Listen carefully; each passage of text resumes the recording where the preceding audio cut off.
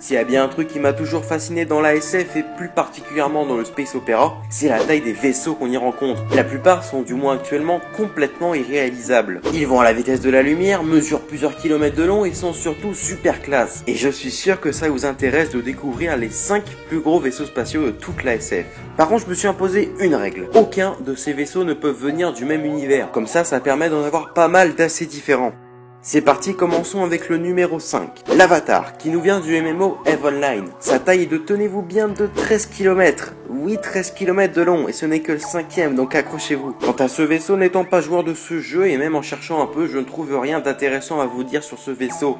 Aucune histoire, rien. Du coup, on passe directement au numéro 4. En numéro 4, nous avons les fameux relais de Mass Effect qu'on trouve un peu partout dans la galaxie. Bon alors, même s'ils sont en général statiques, j'ai quand même voulu les mettre dans la catégorie des vaisseaux spatiaux. Ils mesurent environ 15 km de long et sont issus d'une très ancienne technologie, inventée par les Protéens, une ancienne civilisation qui autrefois dominait la galaxie, aujourd'hui disparue. Ce sont les principaux moyens pour permettre à tout le monde de voyager aux quatre coins de la galaxie. En numéro 3, l'Exécuteur. Un nom bien classe pour un vaisseau qui appartient à une saga culte. Et pourtant, je suis sûr que dit comme ça, son nom ne vous dit rien. Bien joué aux connaisseurs, c'est le Super Destroyer de l'Empereur dans Star Wars. Il mesure près de 19 km de long, oui, ça commence à devenir grand. On le retrouve principalement dans l'épisode 5, remplaçant temporairement la première étoile noire détruite dans le film précédent, en attendant la fin de la construction de la deuxième étoile noire. Moins présent mais très spectaculaire, à la fin de l'épisode 6, on peut le voir s'écraser sur la seconde étoile noire. En deuxième position des plus grands vaisseaux jamais imaginés, nous avons le Mothership 2 ou le vaisseau mère 2 dans la langue de Molière. C'est le vaisseau principal des aliens dans Independence Day 2. Oui, j'ai pas pris le 1 parce qu'il était plus petit, il mesurait que 24 km de diamètre. Mais celui-là, tenez-vous bien, mesure près de 5000 km de diamètre. Oui, pour ceux qui ont vu le film, on peut voir un bout au-dessus de New York et l'autre extrémité au-dessus de Paris.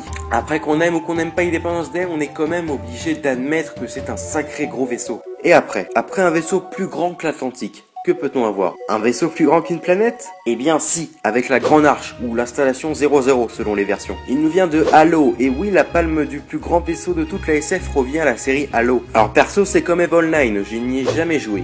Oui, allez, vous pouvez me cracher au visage. Enfin bref, cette méga structure mesure environ 30 km de diamètre, uniquement lorsqu'il est replié. Mais une fois déplié, c'est 127 530 km de diamètre. Rappelons à côté que le diamètre de la Terre est de 12 742 km. Oui, c'est rien à côté. Pour ce gros machin de l'espace, c'est comme avec les relais de Mass Effect. Ça a été construit par les Forerunners, un peuple disparu ayant laissé énormément de constructions gigantesques comme celle-ci. Et selon Wikipédia, oui, encore une fois, j'ai pas joué au jeu, donc je suis obligé de me replier sur Wikipédia. Son but serait de protéger les espèces vivantes lors de l'activation des halos.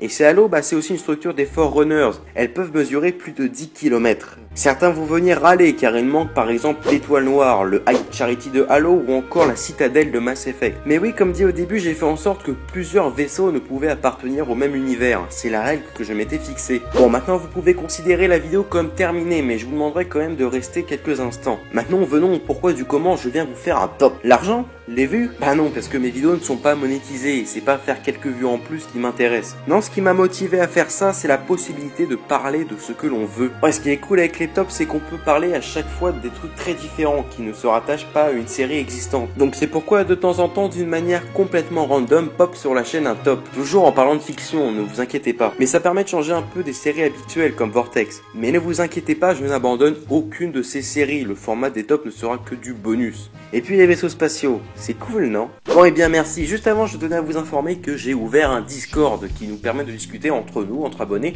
Je ne suis pas là non plus H24, mais du coup, vous pouvez discuter avec d'autres abonnés.